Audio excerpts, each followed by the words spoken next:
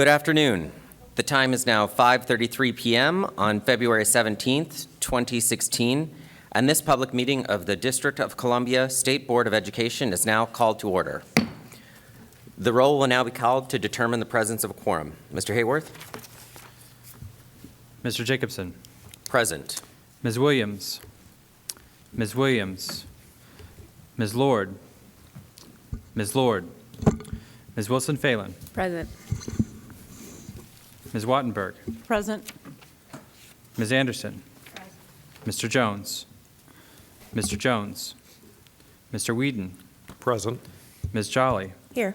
Mr. Contreras. Present. Ms. Whittington. Ms. Whittington. Mr. President, you have a quorum. Thank you. A quorum has been determined, and the State Board will now proceed with the business portion of our meeting. Members, we have a draft agenda before us. Are there any corrections or additions? Hearing none, I would entertain a motion to approve the agenda. So moved. Moved by Ms. Wilson-Phelan. Is there a second? Second. Second by Mr. Whedon. The motion being properly moved and seconded, I'll ask for the yeas and nays. All in favor, please say aye. Aye. Any opposed? The motion is approved. Next on our agenda is approval of the minutes from the February 3rd, 2016 working session. Are there corrections or additions to the minutes? Hearing none, I would entertain a motion to approve the minutes. So moved. Moved by Ms. Wilson-Phelan. Is there a second? Second. Second by Ms. Jolly. The motion being properly moved and seconded, I will ask for the yeas and nays. All approved, say aye.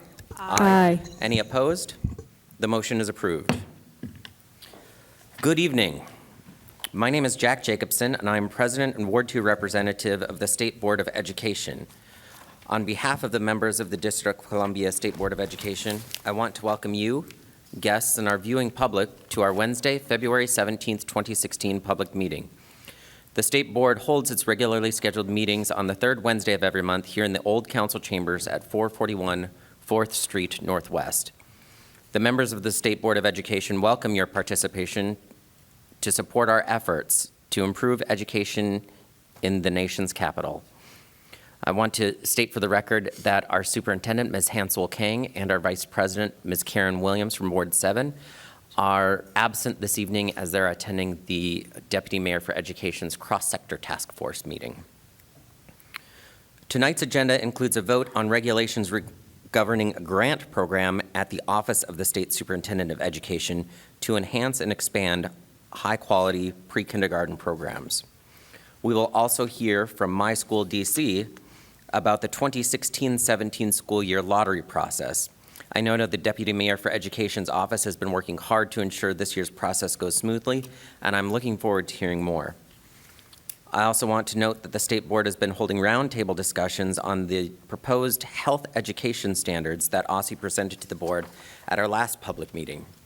Last week, the State Board of Education Student Advisory Committee and the Public Charter School Board Student Advisory Committee, led by our student representative Brian Contreras, held a meeting solely for students to discuss these standards. The discussion was so lively and insightful that staff is working to schedule a second student-focused roundtable in the near future. I hosted a second roundtable at the Watha T. Daniel Shaw Library focused on standards relating to bullying and violence. Finally, our Ward 8 colleague, Tiara Jolly, will be hosting a roundtable this Saturday from 3:30 to 5 o'clock p.m. at the William Old Lockridge Bellevue Library at 115 Atlantic Street Southwest, where the discussion will focus on nutrition and sexual health. I want to thank, in particular, Donna Anthony and her staff at OSSE for holding LEA and teacher-focused discussions on the health education standards. It's important that the public discussion on these standards be robust, and I'm glad to see so many opportunities for comment and engagement. We're now going to move to public comment and public witnesses. The State Board welcomes public participation in activities under our authority. At every public meeting, we begin with testimony from public witnesses on education-related matters. If you are a member of the public and would like to speak at a future public meeting, please contact staff at SBOE@dc.gov or by calling 202-741-0888. You must sign up 48 hours in advance of our meetings. Our first public witnesses include, I don't think I've seen Liz Davis from the president of the Washington Teachers Union. Then, as I say your name, please come down and we'll fill up all 4 chairs. Alex Donahue, Deputy Director for Policy and Research, 21st Century School Fund. And I don't think Corrine Douglas is here, a member of the public. Laura Fuchs, a member of the public. Come on down to the table, Laura. Thank you so much. Mary Levy, an education, finance, and policy analyst. And finally, Sarah Livingston, a member of the public. Sarah here. Eric Martell. Kathy Riley. Please come on down. Kathy is Executive Director, Senior High Alliance of Parents, Principals, and Educators, SHAPE. Is Joe Reiner here? Thank you. We're going to hope that someone else trickles in, or you'll just have your own panel next. So, Mr. Donahue, we'll start with you. You'll have 3 minutes, and we'll just go down the line. Thank you so much. Thank you. Members of the State Board and State Superintendent King, my name is Alex Donahue. I'm the Deputy Director for Policy and Research for the 21st Century School Fund, nonprofit here in DC. And I thank you for this opportunity to comment on the proposed amendments to the graduation requirements. I'm here as a community member and a parent who wants the same thing that you do: a system of public education in DC that helps children and adults become well-equipped to pursue their dreams and make the most of their potential. It's why I worked for close to a decade in DC public schools as a teacher, a high school principal, deputy to the assistant superintendent for high schools, and the founding director of college readiness. I commend you for taking on this difficult task of finding ways to enable more and better learning to take place. It's not a simple matter. Nevertheless, if we do it right, it will pay dividends for our students. And I believe that we need to offer a wider range of learning options in order to achieve the commonly held goal of graduating all students ready to be successful in college, careers, and life as a member of a community. But we must exercise due diligence required to ensure that our chosen ship is up to making the voyage and will not cause unintended damage.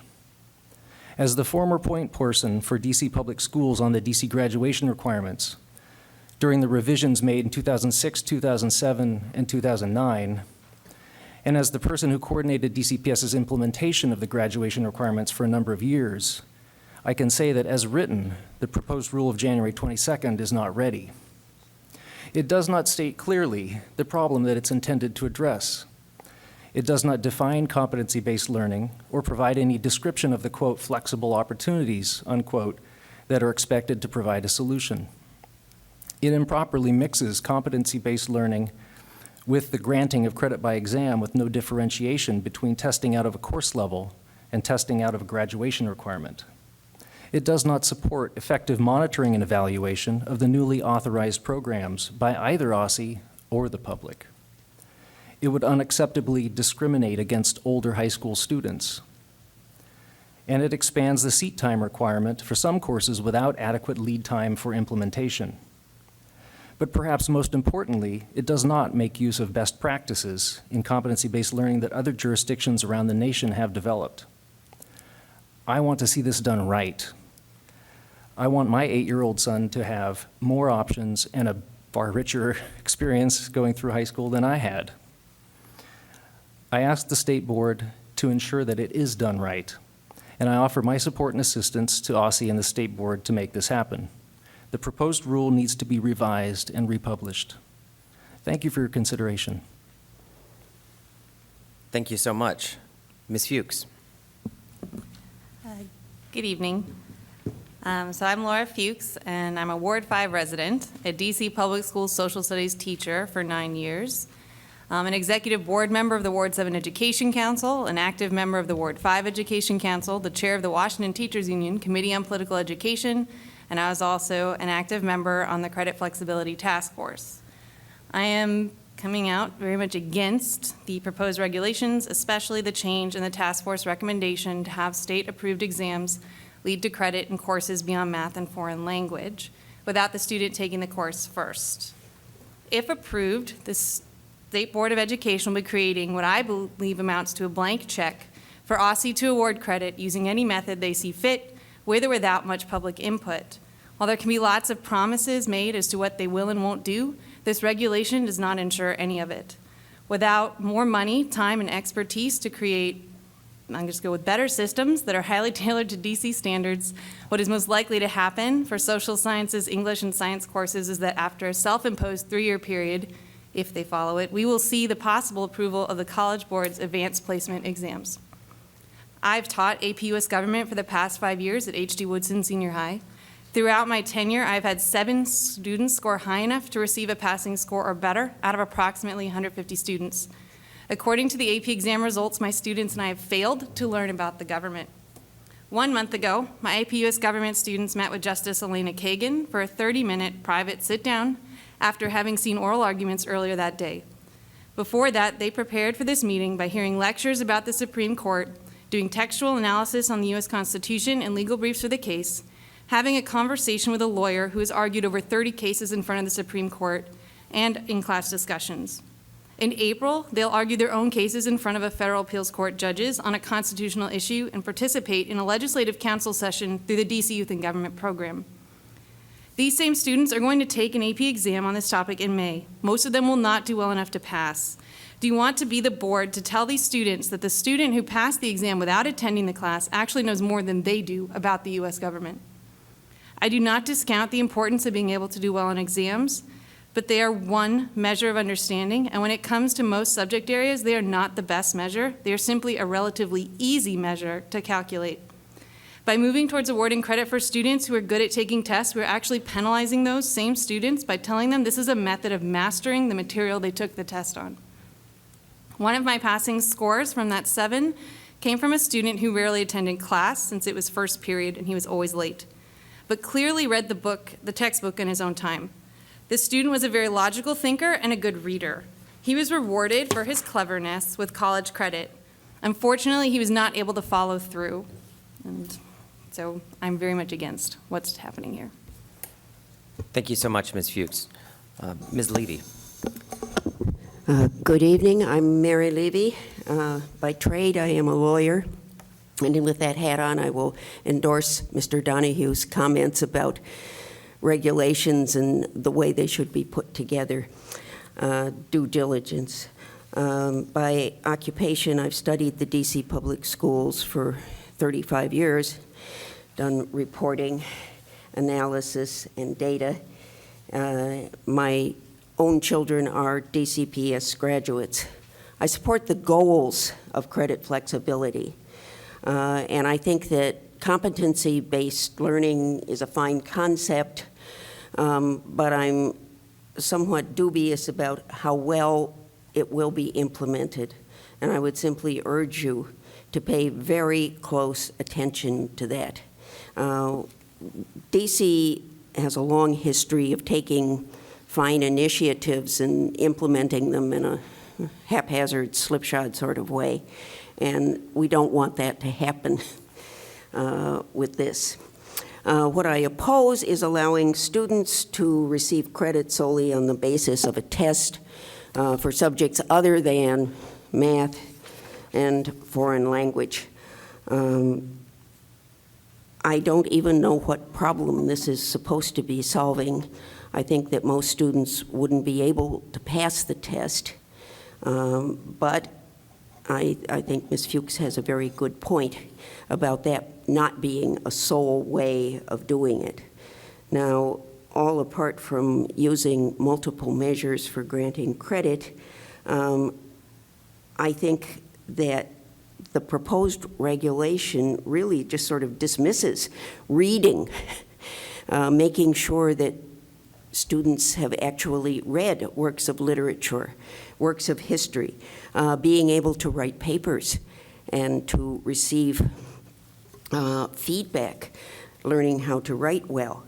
The message I get from it is that the DC education authorities don't think very much of the instruction we offer. They don't think much of the teachers. They don't think much of the curriculum.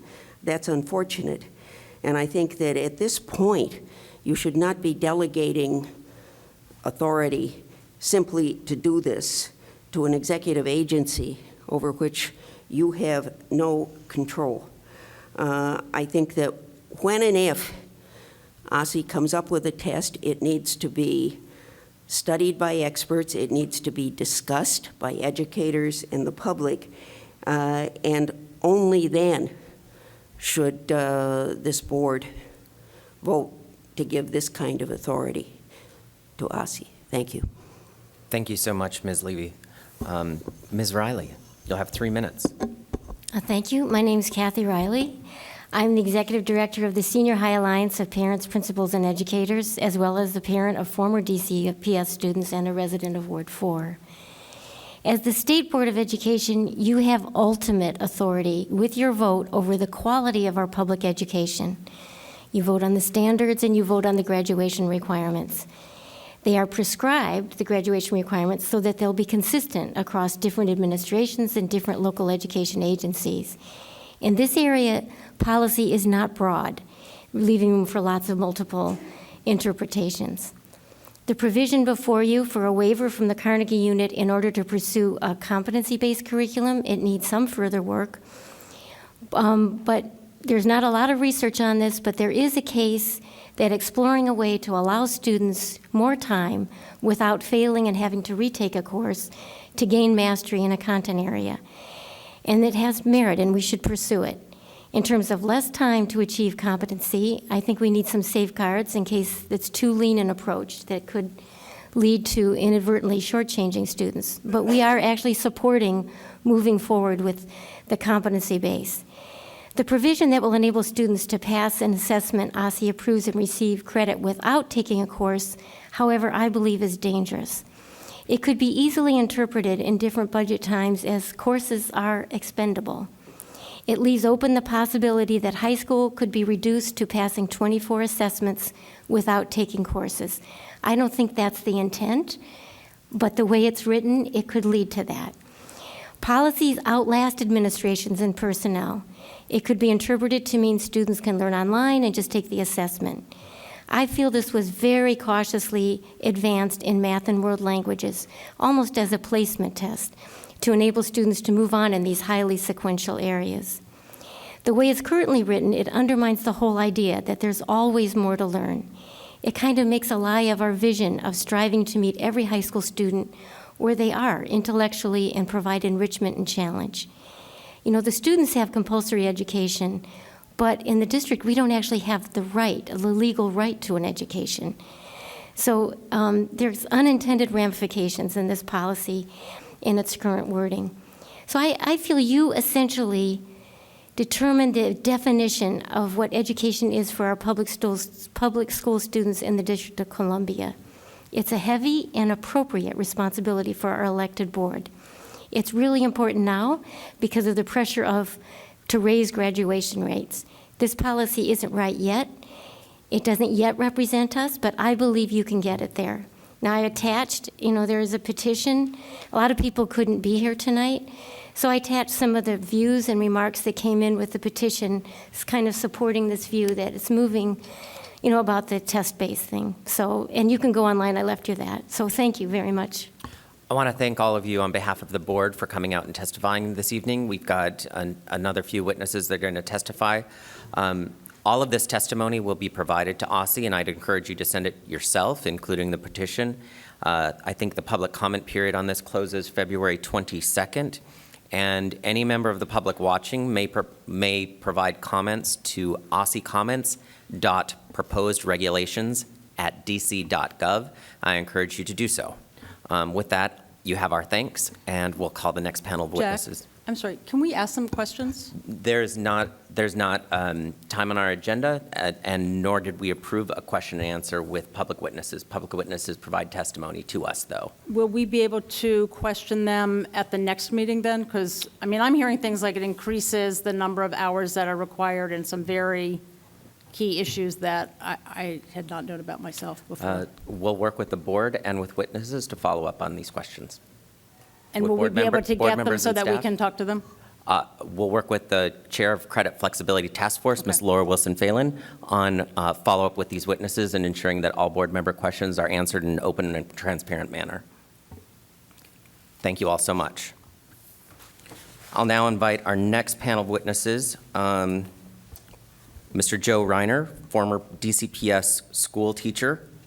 I don't think I've seen Ms. Liz Davis with the Teachers Union. Eric's here. Yeah. Corinne Douglas is not here yet, I don't believe. Sarah Livingston. And Mr. Eric Martell. I'd invite you to come down. You'll each have 3 minutes. And Mr. Reiner, you may begin when you're ready.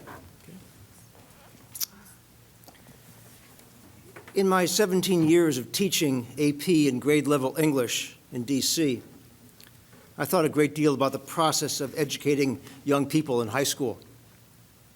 I've written a book in 2 volumes about this topic. I am here to tell you 2 things about my experience in the classroom. Number 1, it does not have to be a waste of time for students to be in a class. Number 2, any test can't really measure what a student knows of a subject in the humanities. It is quite possible to engage actively and meaningfully with high school students about real issues. Genuine education can happen in a high school classroom. That's what happened in my class. That's the premise of my 2 volumes. Young people are vulnerable, curious, eager to know about themselves and the world around them. We educators ought not to disregard this precious time in their lives.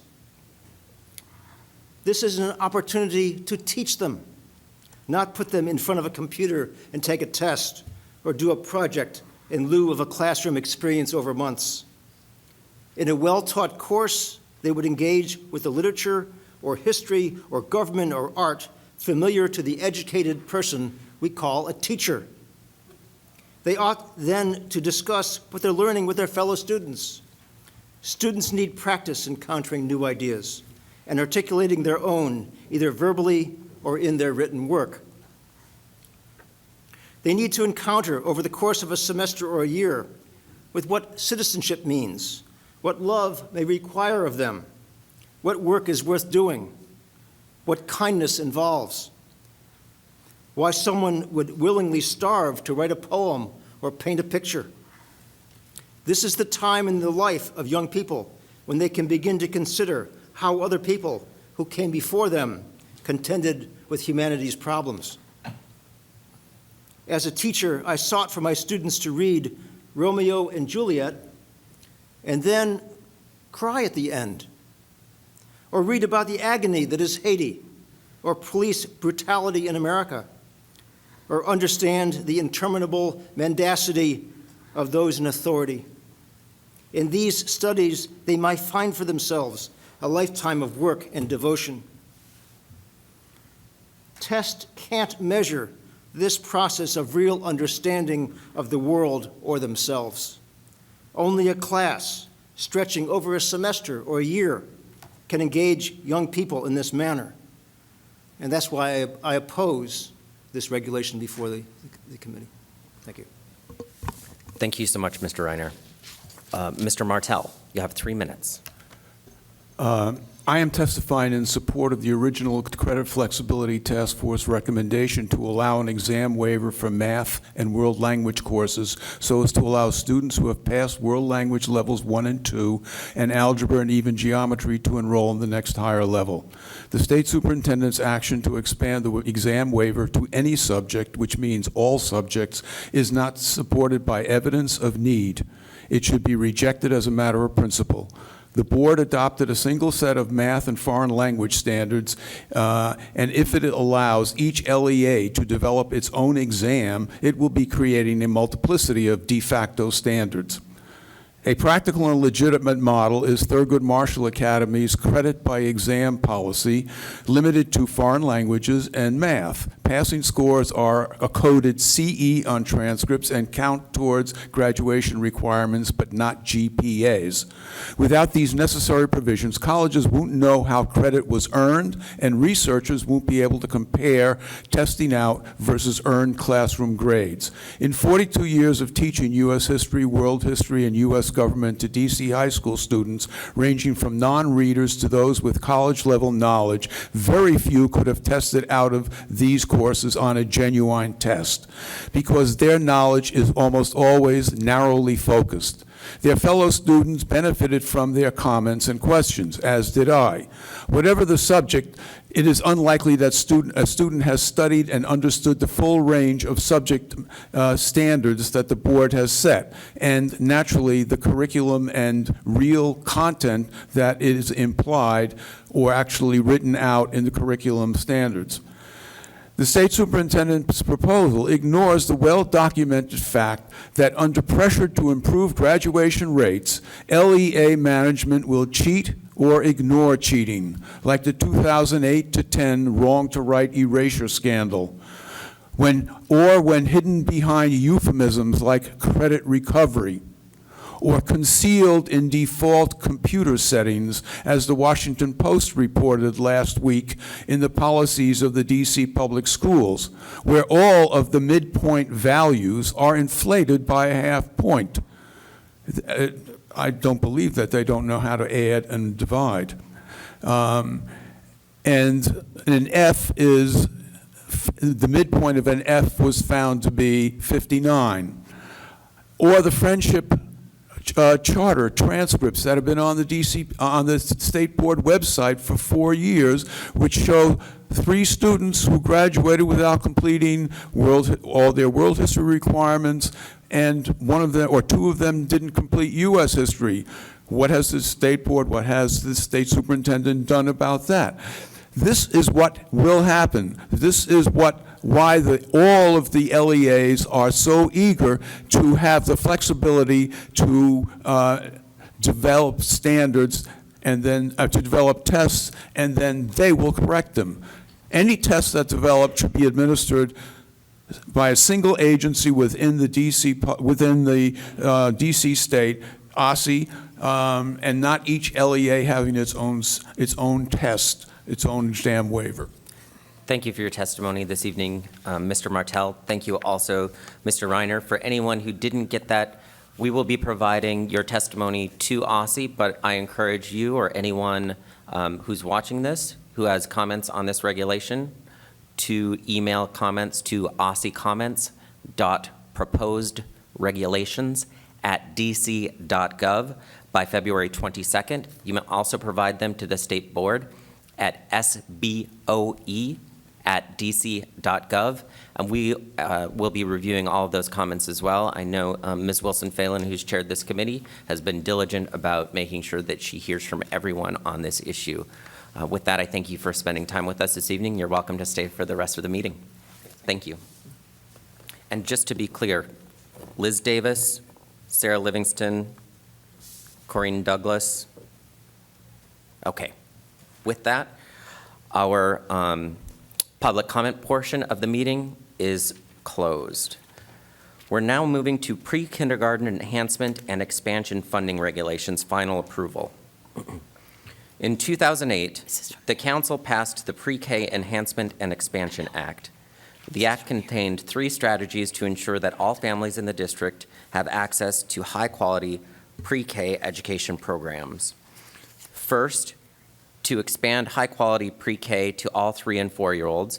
Second, to improve the quality of all existing programs that serve 3- and 4-year-olds across charter schools, public schools, and community-based organizations, also known as CBOs, and to ensure that well-trained, well-compensated, and highly effective pre-K teachers are serving in every pre-K classroom in the district. In fall 2015, OSSI promulgated emergency and proposed regulations regarding the allocation of funding to high-quality CBO pre-K programs throughout the district. In order to be designated as a high-quality pre-K program and be eligible to receive the pre-K enhancement and expansion funding, CBOs must meet and maintain high-quality standards set forth in the Pre-K Act and in the new regulations. One of the requirements for being deemed a high-quality CBO pre-K program under the Pre-K Act is that teachers meet a minimum academic and degree requirements established by OSSE and approved by the State Board of Education. The resolution before us will approve the final regulations for these minimum academic and degree requirements for the CBOs that receive funding under the Pre-K Act program. The Executive Director will read the resolution into the record. State Board of Education Resolution SR 16-2. Whereas in 2008, the Pre-K Enhancement and Expansion Amendment Act, effective July 18, 2008, DC Law 17-202, DC Official Code 38-271, Pre-K Act, was passed to ensure that families in the District of Columbia have access to high-quality pre-K education programs by setting forth a funding structure for community-based organizations that meet the high-quality standards enumerated in the Act. Whereas the Office of the State Superintendent of Education administers the Pre-K Enhancement and Expansion Program, which distributes funds to CBOs designated as high-quality pre-K programs.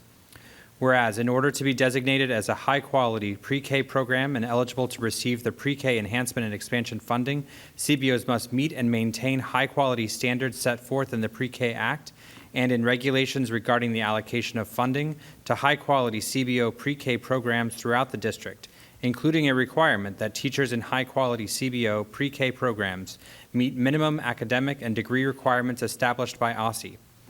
Whereas Section 201 of the Pre-K Act requires State Board of Education approval of the academic and degree requirements as established by OSSE for teachers and assistant teachers in a CBO designated as providing high-quality pre-K services.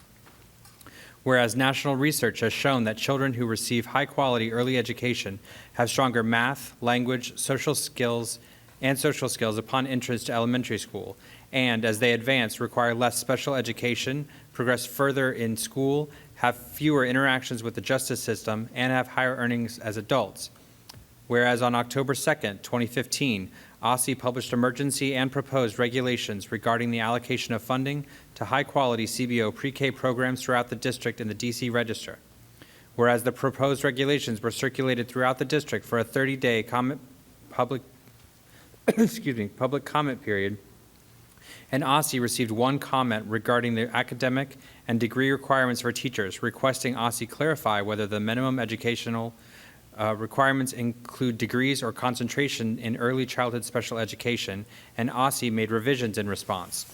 Whereas the state superintendent and members of the State Board of Education have engaged in a period of public engagement, including receiving testimony from the public and from OSSE regarding the proposed academic requirements for teachers and assistant teachers in high-quality CBO pre-K programs at public meetings held on January 6, 2016, January 20th, 2016, and February 3rd, 2016.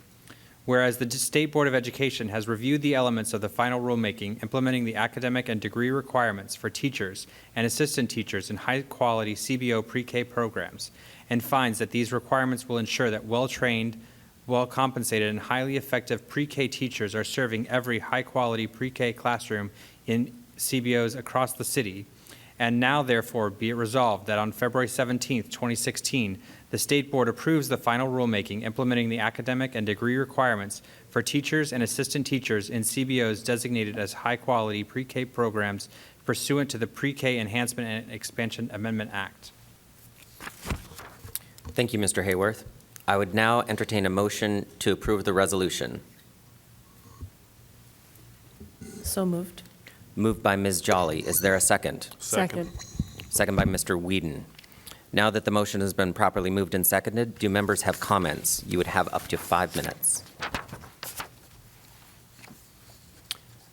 Ms. Lord, our at-large member.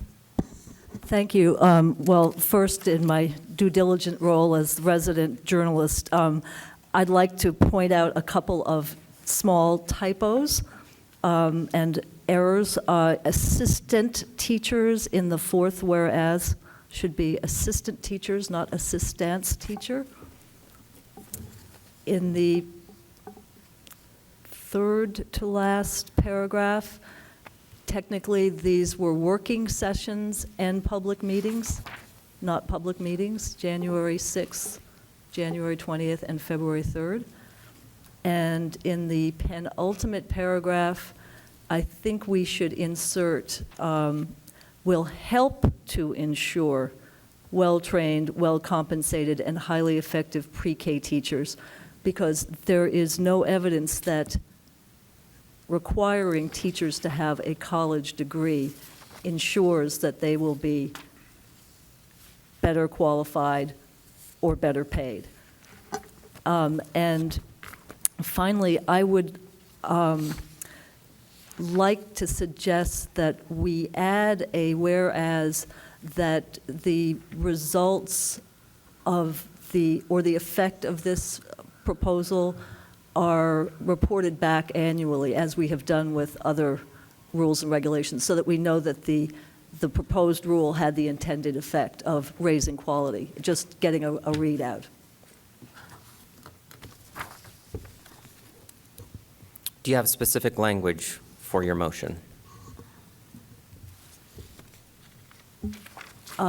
It would say something following the, right before the now be it resolved, whereas the State Board of Education expects OSSI to report annually on the effects of the program, or something like that, or the Maybe on the impact. On the impact? Report on the quality and the effects of the proposal. Our executive director will read the language to be clear, and then we will ask the mover and the second if these are considered friendly amendments. So I believe the new whereas should read, whereas the State Board expects OSSI to report annually on the quality and impact of the program. The quality and impact of the program? Yeah, that would work. Is that amenable to the mover and the second as a friendly amendment? Yes. Yes. Wonderful. Accepted as friendly. All of the comments and corrections will be accepted as friendly, and staff retains the right to make additional technical corrections to all of our resolutions. Correction, Mr. Whedon was actually the seconder. I thought I beat him to it. Yes. Thank you, Mr. Whedon. Could I offer an amendment to Mary's amendment in terms of that penultimate paragraph? Ms. Anderson from Ward 4. Because I would say that instead of saying will help to ensure, I would believe that the more appropriately would be, we believe that these requirements serve to support efforts that well-trained, well-compensated, and highly effective pre-K teachers are serving every high-quality pre-K classroom and CBO across the city. Because I don't believe, again, I don't believe that we can certainly say that we can say with any certainty that they will ensure. I don't believe we can say that they will help to ensure necessarily, but I do believe that they, with our direct specificity, I think we can say that they support our efforts to ensure that these things might happen. So instead of We believe that these So requirements. instead of will help to ensure, it will support our efforts to ensure. Will support efforts to Our ensure. efforts, yes. I accept that amendment. That motion has already been approved, so this would be an additional amendment to the motion on the table. So, I accept. Mr. Whedon, Could you read what it would now read, please? Mr. Hayward.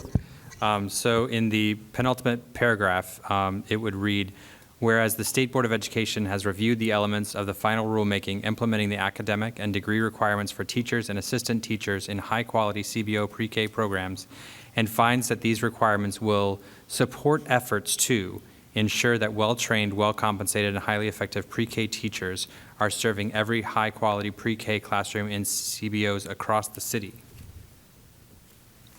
I'd accept that. Then your amendment, Ms. Anderson, is accepted as friendly. Is there any additional comment on the resolution? If not, I'd like to call the question.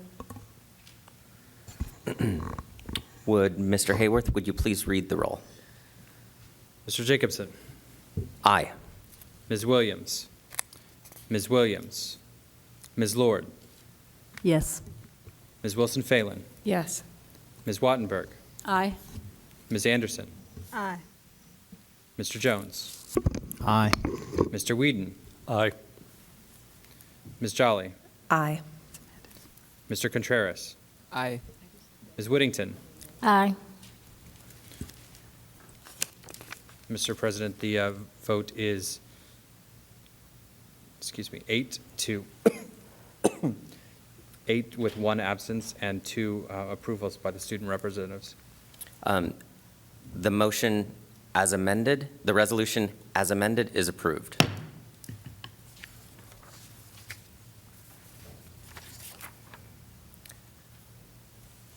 My School DC presentation. We are pleased to be joined tonight by Aaron Parrott, Managing Data Manager of My School DC, who will provide us information about My School DC and the upcoming deadlines for grades pre-K 3 to 8. Mr. Parrott, if you would make your way to the witness table. Your presentation is on the screen. This year marks the 3rd year in the My School DC Common Lottery process. The lottery provides a single application for a large majority of the district's public and public charter schools, having a unified system where parents and guardians can learn about district schools and find the one that best fits the needs of their student. Mr. Parrott, you'll have 5 minutes, and then we'll have questions from members on the lottery process in your presentation. You may begin when you're ready. Sure. Thank you very much for having us and allowing us to present. First off, I thought I'd just run down what exactly My School DC is. It's our lottery application. It's an online application, and it's used for people that are interested in attending a new school. So participating public charter schools, pre-K 3 through 12th grade, any DCPS out-of-boundary school, any pre-K 3 or pre-K 4 program at any DCPS school, and that includes your in-boundary school, which is important for residents of DC to know, and then also any DCPS selective citywide high school. So if you're happy where you're currently at, then there's no reason for you to come to My School DC, but if you're interested in a different school or if the school you're attending may not serve all grades, then you would be coming to My School DC to explore other options. We are currently in the middle of the lottery application collection period. It ended for high school back on February 1st, and then it will end for pre-K 3 through 8th grade on March 1st. So if you're watching this or hearing this anytime in today or in the near future, and you're interested in submitting an application, you should do that as soon as possible. We'll release results of the lottery on April 1st, and then students will have about a month to enroll in any school that they are matched with through the lottery. I will bring this up a couple of times tonight since it's very important that people are aware of the date of the deadline, but pre-K 3 through 8th grade is March 1st. Applying before March 1st, where can you go? It's online, so you can go to our website and complete an application there. You can call our hotline number and you can submit an application over the phone. They're available Monday through Friday, 9 to 5.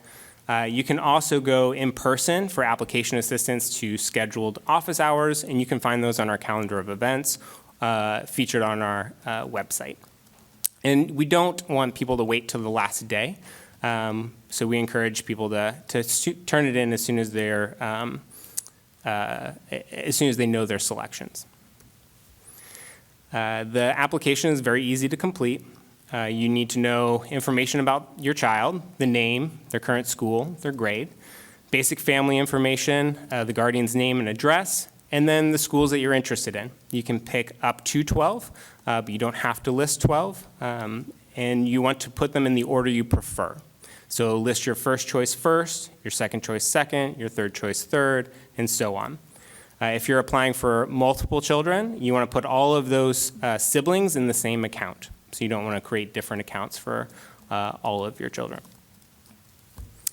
The 9th through 12th grade deadline has passed. We're currently in the post-lottery period, which means we still collect applications, but at this point, it's a first-come, first-served basis.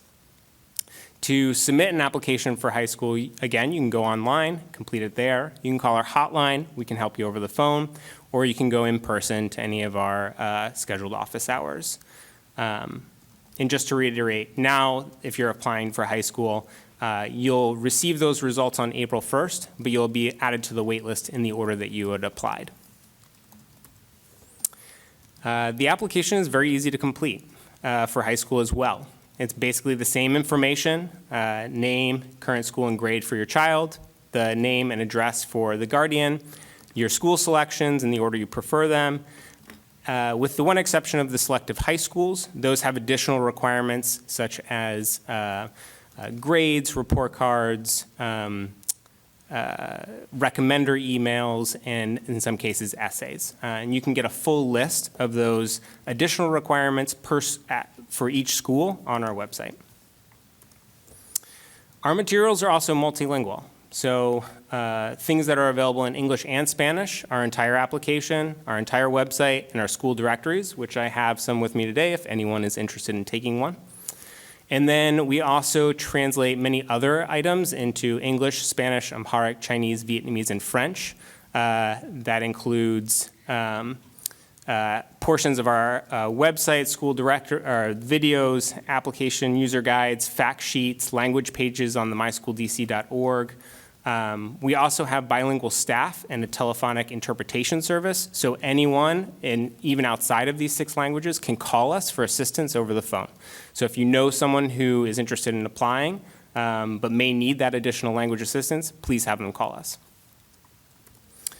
All lottery results are released on April 1st, and you can go to the website, log into your account, view your results there.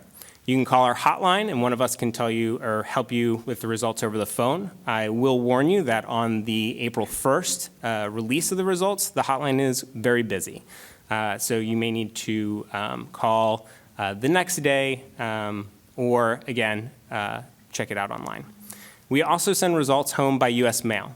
Those will come a few days after the April 1st release. And if you are matched with the school, you have until May 2nd to enroll. Resources for finding schools. We have a school finder on our website, which allows you to put in an address. You can find your in-boundary school, and you can filter by grade and specialized program. And you can also learn about the transportation options that are available, both how long it would take you to drive or how long it would take you to use public and the distance. You can also look at our calendar events. We encourage people to check out open houses for schools, go and visit them. And you can also learn about our My School DC events and office hours there. And we are later in the application period, so we only have a few library events left, and those are in Mount Pleasant and Petworth, but we do hold them all over the city. And then resources to understanding the lottery. I know I might be going very fast. I was trying to get through this in 5 minutes, but please let me know if you have any questions. We have a video online, and this is translated into Spanish and subtitled into the other 4 languages, but gives you a really great overview of what the lottery is. It's 3 minutes. I encourage you all to check it out. And if you're interested in a much more detailed explanation of the matching algorithm, we also have a much extended video, and this runs about 10 minutes, that kind of goes through the whole process of how it works. You can also check out the My School DC website. It is very extensive. We have a very robust frequently asked questions page, key terms, information on how to apply, a lot of information about schools, and a lot of just resources that are contained within the website, but also link out depending on what you're interested in.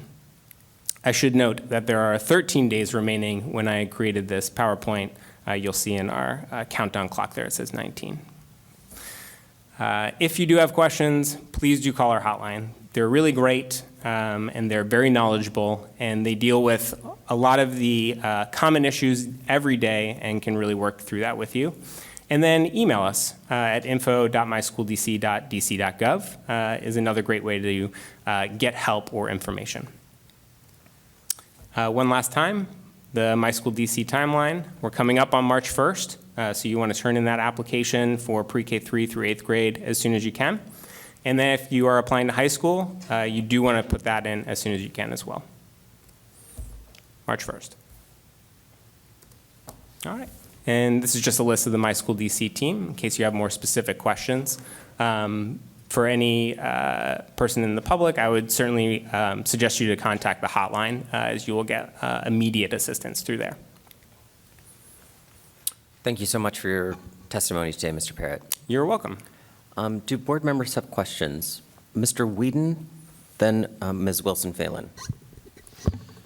So first, thank you for being here tonight, and thank you for the work that My School DC does to make the process simpler for our constituents across the city to apply and understand the process. There's one question about the website that I want to ask about. When you talk about find your in-boundary school, in the district we have a geographic right as well as a feeder pattern right. So does the system allow you to enter your current school to see where you would feed? Not on the website, but there's no feature on the website that allows you to put in your current school. But in the actual application, when we ask for your current school, when you get to the school selection page, it will show you both your feeder and geographic rights. So I would say that's great, thank you. But as a parent who's going through this process, I have a 5th grader who will be applying. Knowing that in advance, when you're beginning the process of searching and having that feature added to the basic site would be a valuable tool for parents. So that you know where you live or the school you attend gives you a right to a certain DCPS school. And on that, last February, the mayor did a change to the boundaries that were adopted by the deputy mayor the previous year. Mayor Bowser moved to allow Kelly Miller students into the eastern community. Currently, if you enter and the Kelly Miller students that graduates of Kelly Miller have a right to both H.D. Woodson and Eastern. If you enter a geographic address within Kelly Miller, you only get the right to H.D. Woodson.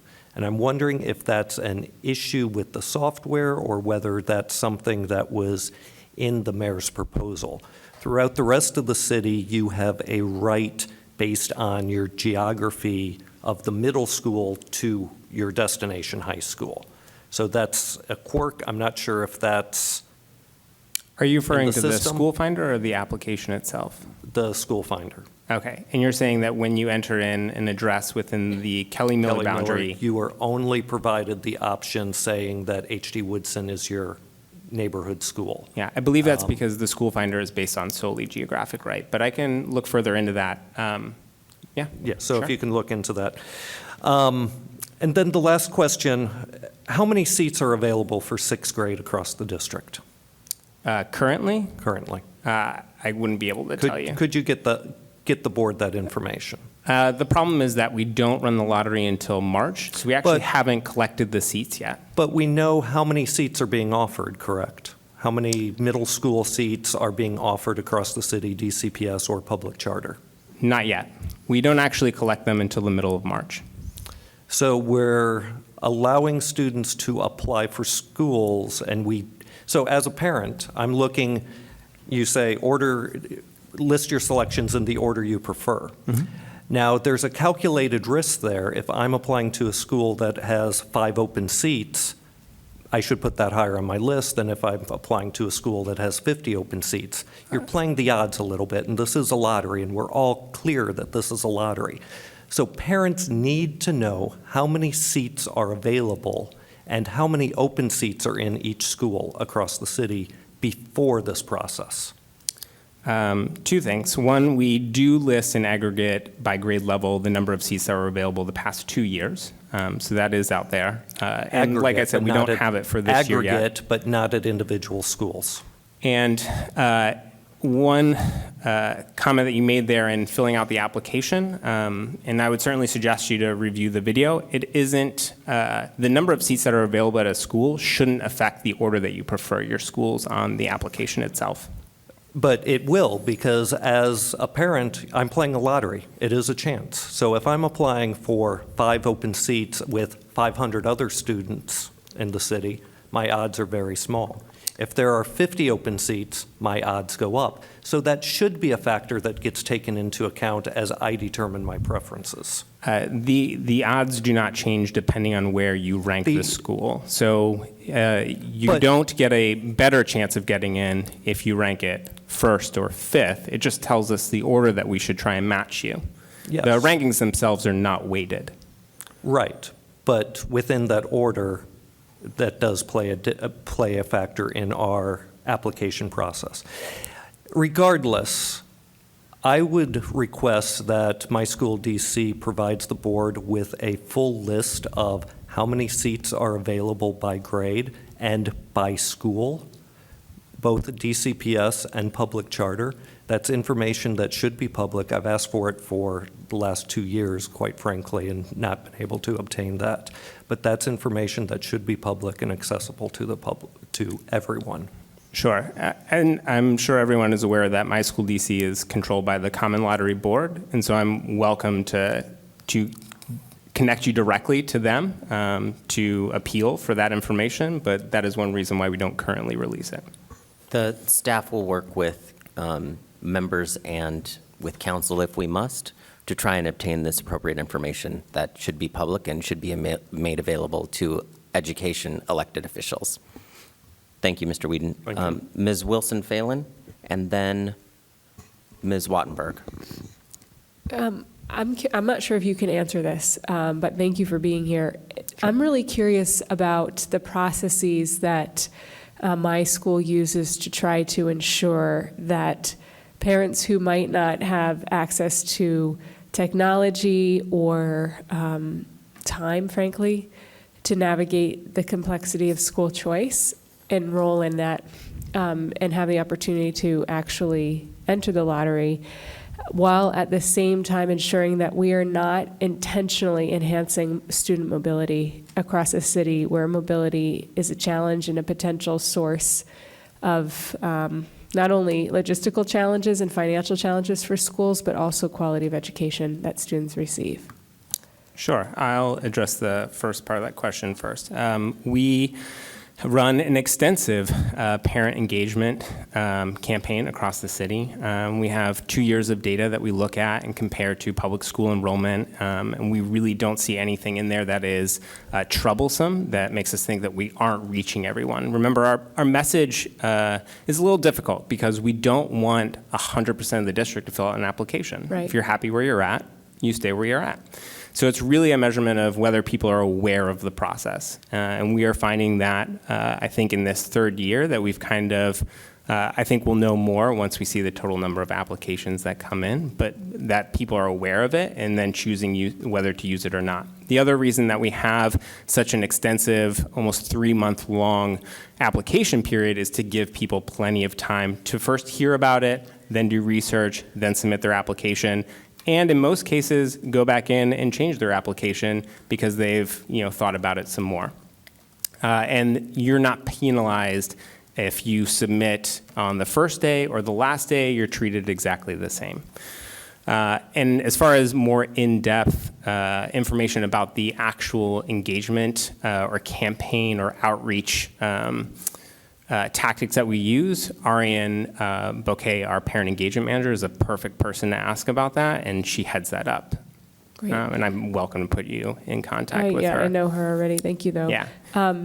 So do you have statistics off the top of your head about percentage of families across the city who use My School versus default to their neighborhood school? And by ward, for example? Not off the top of my head. That's Okay. It's a pretty extensive question.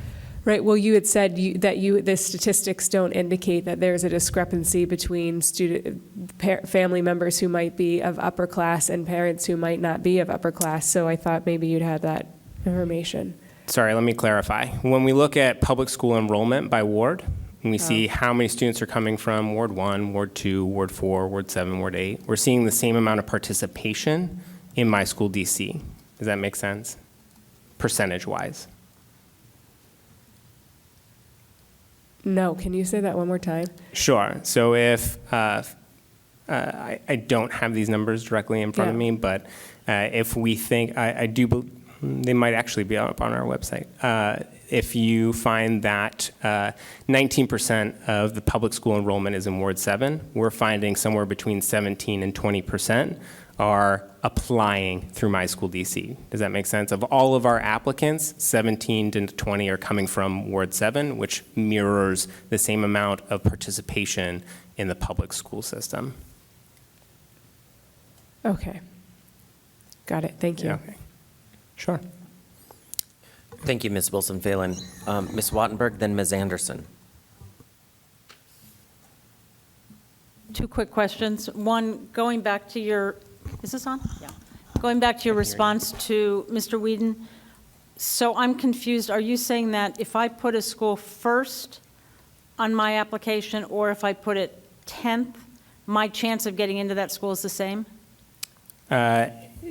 Yes, except we try and match you to your first choice first. If you get in there, if you get a match there, we don't try and match you anywhere else. So in that sense, you have less of a chance of getting into that lower ranked school, but you have the same chance if you rank it first as someone else who ranks it 12th, because we look only at your random lottery number. So if someone who ranks it 12th did not get into their first through 11th choice. So then if I'm number 1, I get whatever I ask for. If I'm number 2, not necessarily. Again, we have a 10-minute video online. It is quite informative. It is visual, which I think is helpful in this context. And I would encourage you to look it up. And I'm happy to talk with you extendedly about the algorithm and how it works. the only thing I'll say, and I'm not nearly date. as involved in this as other people are, but I do hear that people game it, and if it's not the case, and if, to ask people to, I wish we had a very clear, simple answer to that, that's all.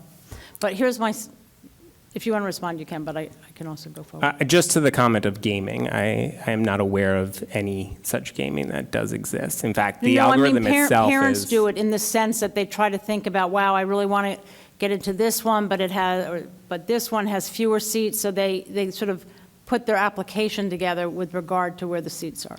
Or where the seats aren't, thinking they'll be more competitive, which then jams up and creates longer lines for I would say if certain schools, you so. have a person who's applying to schools and they are not putting those schools in the order that they actually prefer them because of some third factor, they're only doing a disservice to themselves. There is not a better way or another advantage to getting that seat.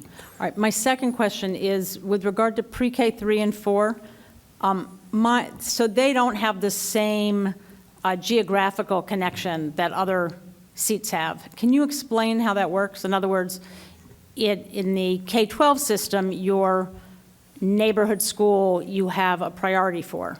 But in pre-K 3 and 4, I think that's a little different. Is that not the case? For pre-K 3 and pre-K 4, they are not compulsory grades in DC, so you have to apply in order to attend. And it's not guaranteed that you get a seat there, except for a few DCPS schools now offer guaranteed pre-K if you apply in the lottery. So as long as you submit an application to that school, and the full list of schools is on our website, you'll get a seat there. At your local school?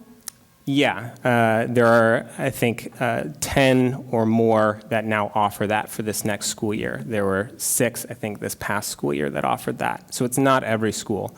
For those schools that don't offer that, or if you're applying after the lottery, if you reside in the geographic boundary of the school, you do receive an in-boundary preference, which means you get in before anyone who does not have that preference, anyone who's outside of that boundary. But again, it doesn't guarantee you a place at that school. Thank you. Thank you very much. You're welcome. Thank you, Ms. Wattenberg. Ms. Anderson from Ward 4, and then Yes. Mr. Jones from Ward 5. Again, thank you for the presentation. I was asked by a couple of folks to inquire about an issue where if a child, particularly in the pre-K level, for children whose birth dates fall toward the end of the year and they're not able to enroll at the beginning of the school year, is there a possibility of a mid-year enrollment for those people so that their children can get into the system? So if they're 3-year-old, they can, and they won't be 3 until a certain time, that they can, when they do become 3, after that deadline, would they be able to enroll, let's say, at mid-year? I think, I'm not sure about the mid-year part, but I think what you're referring to is our September 30th age Yes. cutoff, Yes. which is standard for My School DC. So every school that participates in My School DC for pre-K3, pre-K4, and kindergarten, you have to be either 3, 4, or 5 by September 30th in order to apply to that grade. There are a few schools that don't participate in My School DC that I do believe have a later cutoff, but you'd need to follow up with them individually. And one main reason that we have that age cutoff is that when a student enrolls in one school at an earlier age and then tries to, maybe moves across the city and tries to enroll in a new school, they're prevented from continuing up that grade, going into the next grade level up. And so having to repeat that year. And so by creating a standard grade with all participating schools, it creates a much easier process and easier system for families to navigate to. But that family is welcome to reach out to the hotline and they can walk them through their options. I know that there are a number of pre-K options that are available outside of My School DC that may be available for those with a later birth date. Okay. Thank you, Ms. Anderson. We'll go Mr. Jones and then Ms. Lord. Thank you, Mr. President. I want to follow up the line of questions from my two of my other colleagues, the Ward 6 and Ward 1. First of all, the Ward 1 colleagues' questions in reference to your remarks in reference to each ward. You said there was the same percentage, and I want to give you an opportunity to sort of repeat it, because I'm a little bit not sure of what you're getting at. So before I ask you what I assume you're saying, if you can repeat it again in reference to the percentage of applicants in each ward. Yeah. And if you said they mirror from Ward 1 through 8? Yeah, so we're not seeing that participation is higher in one ward than another than where it already is higher for public school enrollment. Does that make sense? I think it's helpful if I kind of couch this question in the context that My School DC is not trying to get every student in the district to apply, right? So we don't have a really good way of measuring whether everyone knows about My School DC, right? Because the best way to know if you know about My School DC is to fill out an application, and therein lies this kind of problem that we have. So what we do look at is that of those that are participating in My School DC, do we see that there are more people applying from one area of the city than another than we would expect there to be? And we don't. What we see is that when you look at the public school enrollment percents by ward, so the percent that participate in public school in Ward 3, the percent that participate in public school in Ward 4, we're seeing those same percentages also participate in My School DC. Okay, all right, because I've got limited time, but Sure. I'd like to follow up later. I'm happy to talk to you afterwards. Okay, Yeah. the other question is, now, I understand how lotteries work and the models mathematically, and your response of not knowing how many slots are available doesn't add up, because when you develop a model for lottery, when you're a player, you don't know what the model is. But on the person that's creating the model that dispenses, and in this case, we'll say the prize, which is a seat in the school, the model is supposed to be exact, which means for every model, you should know the level of prizes throughout that model. So for an example, if you've got a book of scratch tickets that a lottery dispenses, within that book of 300, they have tiers of prizes. They do the same thing with when they do fixed income securities on Wall Street. There is no difference, which means how do you allocate a prize if you don't know your tiers and the exact prizes? That just doesn't make mathematical sense. So you have to get back to this board and explain that. I mean, if there's only 5 seats, you should know there's only 5 seats, and you should know exactly where those seats are. I may not know as a parent applying.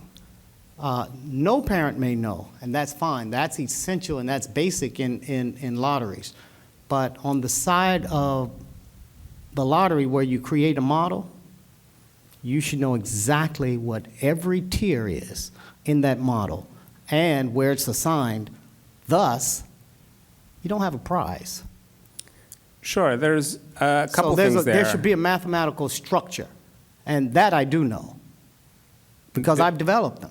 So I'm saying your response just doesn't make a lot of sense, and maybe you just don't know and I'm not attacking you, I'm just saying it just doesn't make a lot of sense. No, I'm happy to answer that question. There's a couple of things there that maybe it would help to clarify. When I say I don't know the seats yet, I mean that we do get the seats in March. We get them by grade and by school, and at that point is when we run the lottery. One reason that we don't collect them until then is because a lot of schools look at their re-enrollment. So they need to know how many students are coming back next year, and that informs how many seats that they're going to make available in the lottery.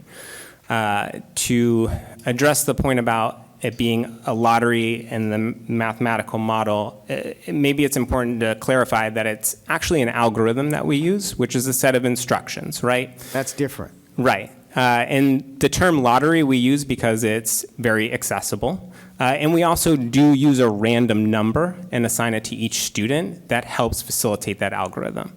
And again, the video is very helpful in explaining that. I'm also very available to talk about that in depth. But it is a very straightforward process as far as running the lottery. We just don't currently have all of that information in one place yet because, again, we don't actually know how many applicants there are. The lottery application period is still open. But you don't have to. And again, you used the term random. I know my time is up, and I apologize, Mr. President. But even if you use a random number or the concept of it being random, there has to be a universe. So what is your universe to determine that you're using the model of something being random? So that doesn't put me at any disadvantage more than any other parent. Yeah, I mean, and for someone who maybe really wants to dive into the weeds of the matching process and the algorithm, and on top of the video, I can point you in direction to, it's called the match stable algorithm, and they use it for finding kidney donors and for a number of other aspects. It was developed by a Nobel Prize winner, Alvin Roth. There's a lot of information that explains how this process actually works and how it's not only being used in DC, but other school districts as well. And I understand, I'm happy but I'm saying your connect you with explanation that. doesn't fit that process. I'm familiar with that. Okay. But your explanation doesn't fit.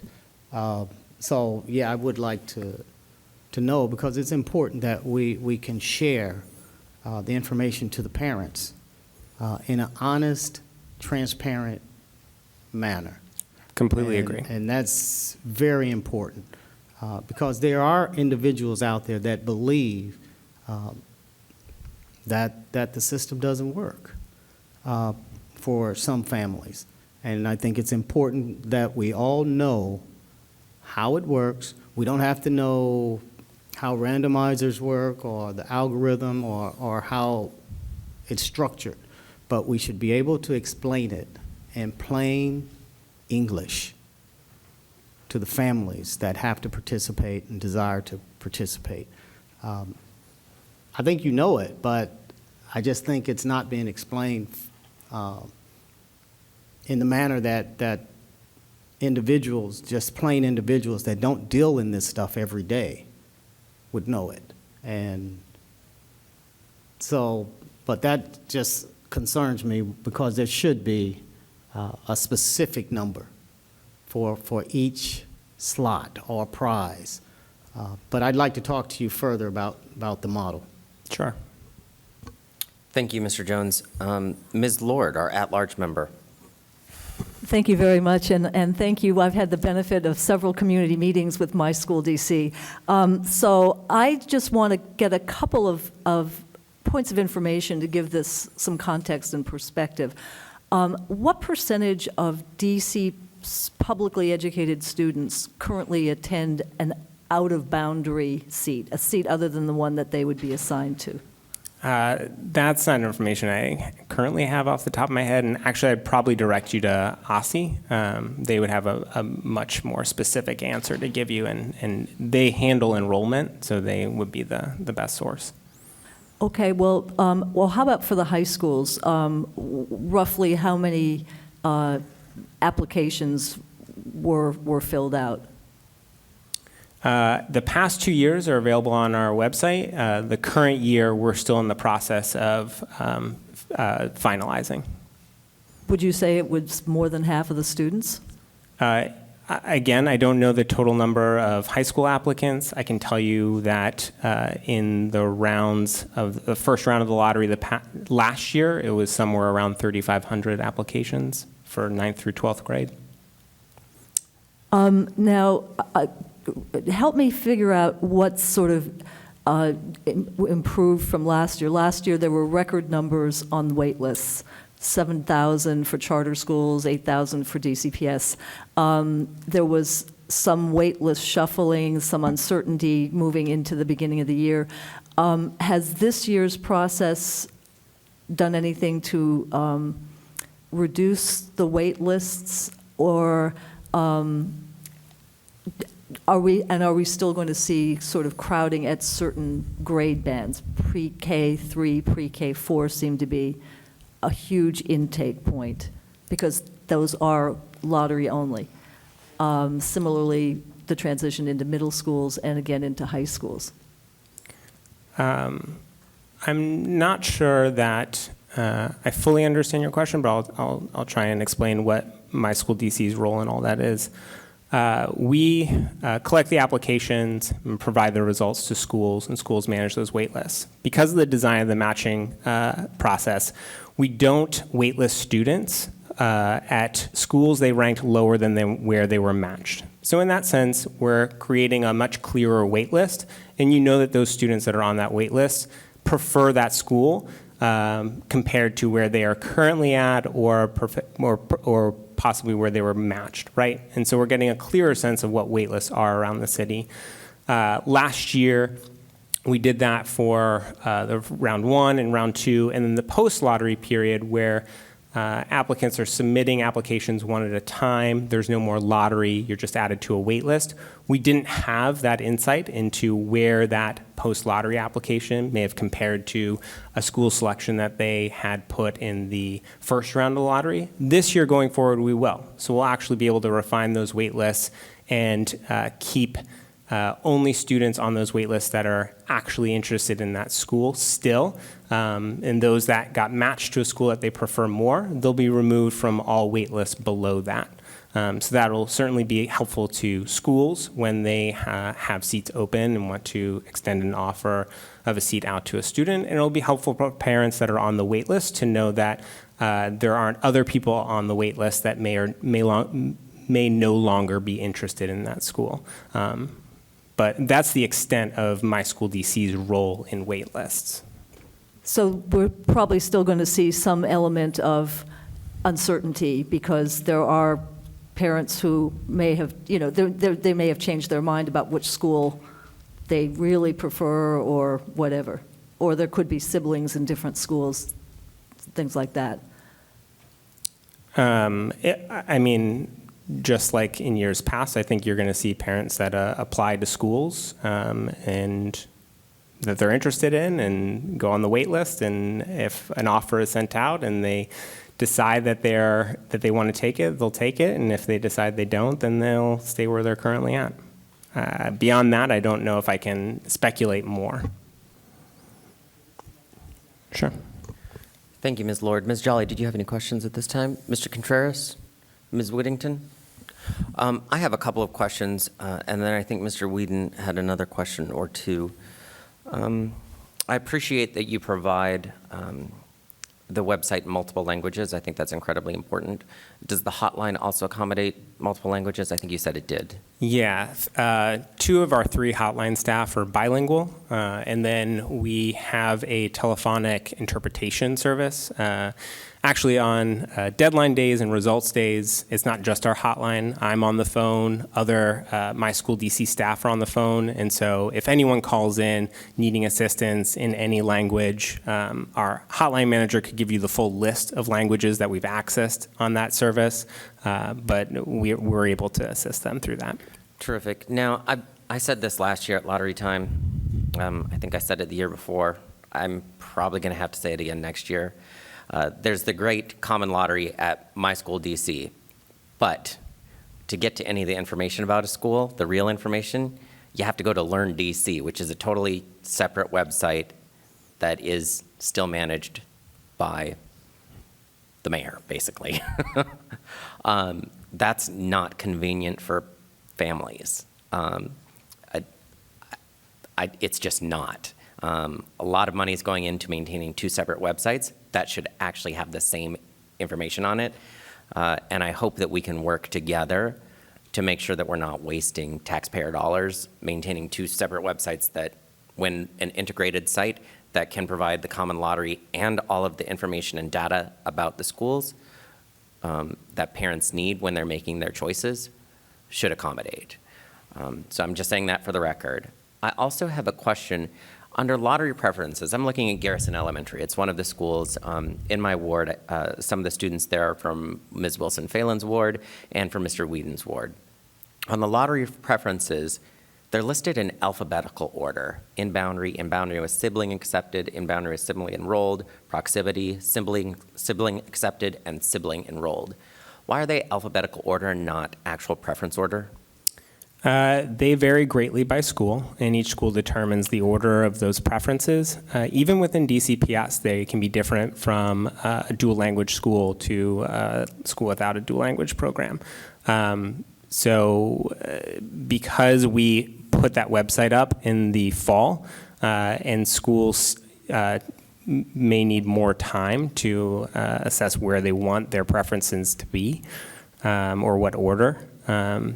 We don't put it in order of the actual application of the preference, because we don't run the lottery until March. Okay, well, Yeah. if different schools have different preferences, then it's even more important that those preferences be very clear on the website. Sure. Do you disagree? I don't disagree. Okay, I think it thank is a you. fair. Then I'm running out of time, so I'm going to move on. When I click on my Learn DC school profile for Garrison Elementary and am taken to the separate website that has all of the data on it that I need to make a selection for my child, when I roll down to student achievement, it's just text. Everything else has really nice graphics, but the scores for Park aren't on there. In fact, Park isn't even in the middle. It says Next Gen or the DC CAS. So I can click on DC CAS, and there are some really great graphics. But when I'm on Next Gen, which is actually Park, I have to then click yet another link to see a graphic about the Park scores for that school. So can you explain that to me, why that's the best way to do it? Learn DC is run out of OSSI, which I actually don't currently work on that project. So if there's an issue or a question about the My School DC website or any of the school profiles that are listed there, I can certainly answer that. Got to talk to different staff that are paid differently and separately. I mean, it's a totally separate building with a, yeah, sure. Okay, I think you've proven my point. Thank you. We'll go back to Mr. Whedon from Ward 6 to ask, if we could keep it to 3-minute rounds this time, we'd appreciate it. Thank you. I'll try to keep it quick. First, I want to make sure that everyone is aware, and thank you for being here. My school DC does a tremendous job of creating a clear and transparent lottery, but we operate under a fallacy that we have choice. Many parents don't. They enter a lottery, and there are winners and losers because they don't feel that their neighborhood school or the school they're inbound for is adequate. So there are winners and losers, and that's a travesty, and we need to improve the public education in all of our schools, ensuring that everyone has a true choice. I'm going to push a little bit more on the statement you made. There's no advantage to parents to game the system. I would argue vehemently that that is not true. Say there are 5 empty seats at Stewart Hobson Middle School, Two Rivers Middle School, Washington Basis, 5 seats at each of those, 50 seats at Elliott Hine Middle School. 100 people are applying for all of these seats. I 100% agree that the algorithm will give me the same chance as any other parent in being matched. But where I rank those schools does play a role if I want to get into them. If I choose Elliott Hine first, I'm almost guaranteed a seat. I'm going to get in. That may be my top choice. I may be trying to hedge my bets a little bit. I may be waiting to see what other parents do, where they get in. It's not as cut and dry for a parent as it is for a computer program. I care about social dynamics. Who else is in? Are my children's friends going? I care about commute. Am I going to be able to figure out the bus and the transportation? There are a myriad of other issues that need to be taken into consideration from the parent perspective. So yeah, the science, I actually think the science behind the matching is good, but when we're operating in the system where we have this fallacy of choice, we need to have the information. And in the broader picture, as the Public Charter School Board is opening new schools, we need to know how many seats are available and is there a demand for additional quote-unquote high-quality seats. Within DCPS, as we're looking to staff schools, we need to know how many students are in Boundary who are planning to enroll so that we can adequately staff schools and ensure that all kids get the education that they need. It's not really a question there, but I am going to continue to push for this open, transparent data. We need it. The point about priorities for enrollment, within DCPS, they're set. So those could at least be ranked. If public charters change it, that's great, that can be done, but we need that information as to parents and as parents to make informed choices for our children's education. Ms. Wilson-Phelan, we're just going to go down the line. Yeah, just really quickly. You're 100% sure that the DCPS school itself is allowed to set the order of preference in terms of, you had said it's set by school. Yeah, sorry, maybe I should have been clear with that. The LEA, the DCPS Central sets that order, yeah. Thank you for clarifying. Yeah, yeah. And I also want to make sure, like, the tenor sounds really accusatory across our entire board, and I know that that's not how we really feel about my school. So I just want to raise that in terms of checking ourselves. And you know, I know you're here representing your agency, so I don't want you to feel personally attacked.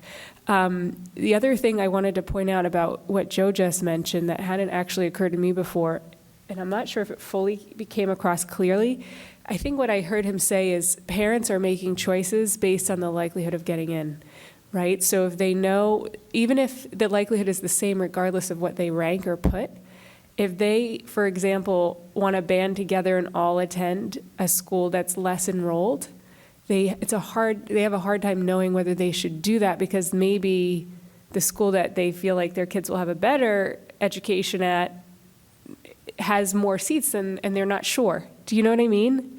That's what he's saying. And I don't mean to like clarify what you're saying, but I hadn't thought about that before.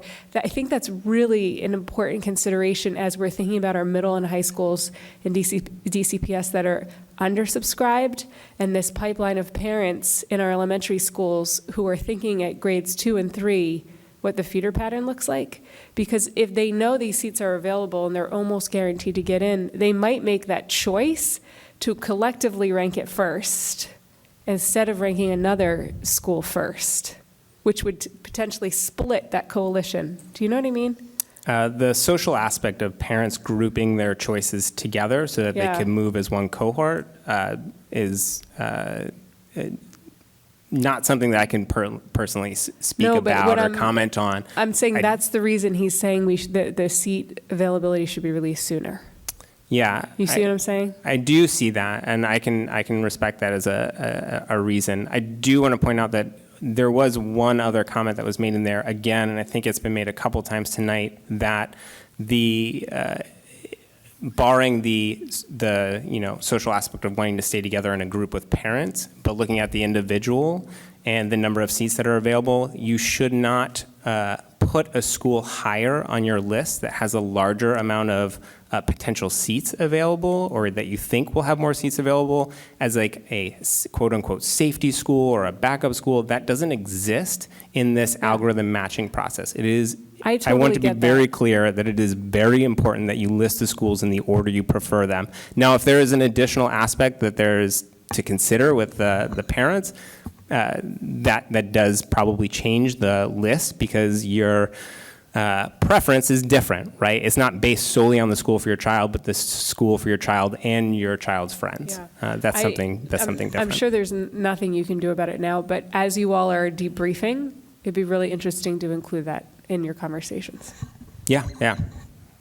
And thank you, Ms. Wilson-Phelan. Your comments are appreciated regarding the tenor and tone. I think you're hearing a lot of the frustration that we hear from our constituents.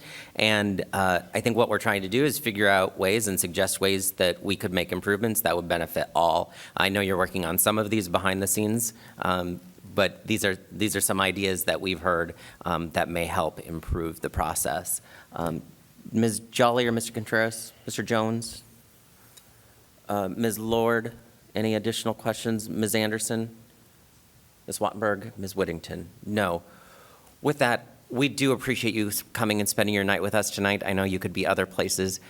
We are going to follow up with our staff on the questions from Mr. Whedon to go to the Common Lottery Board.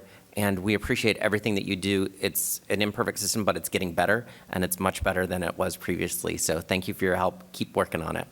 Thank you. Thank you, Mr. Pratt. I had one quick announcement as we're done with our official business, is we have a class from the University of Maryland who's here with us this evening. Want to thank y'all for coming out and spending your time with us. I hope you learned a little bit about public discourse and transparency.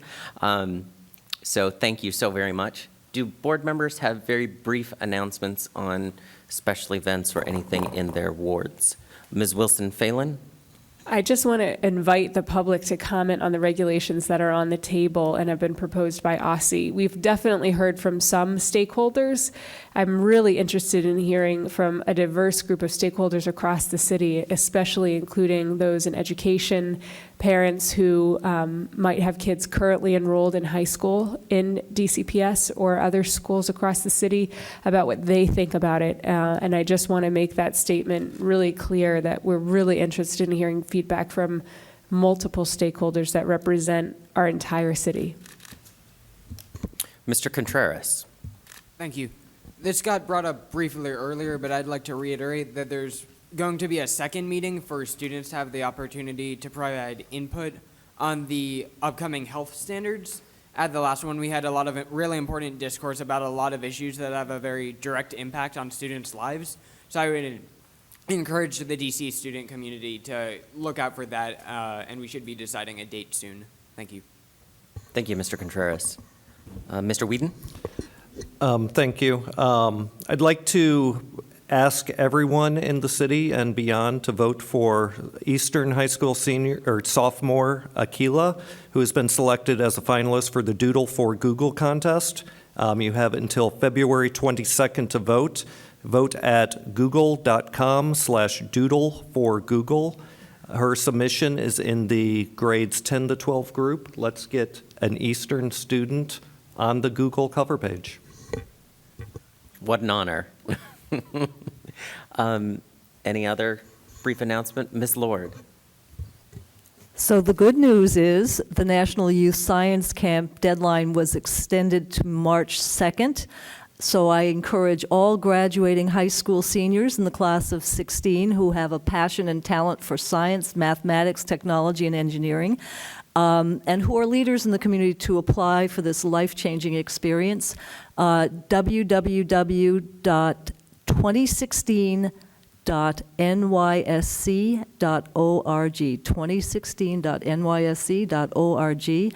There are also a number of scholarship opportunities, but you do have to apply if you want to get the money, most notably the John A. Wilson Scholarship run by the H Street Development Corporation. So thank you very much. Thank you, Ms. Lord. Then, with no further business before the board, I would entertain a motion that we adjourn. So moved. Moved by Ms. Second. Wilson-Phelan, second by Ms. Lord.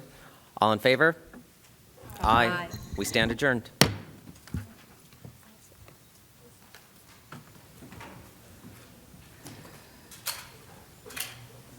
If I gave you a questionnaire, please don't leave without filling it out. I need it tonight.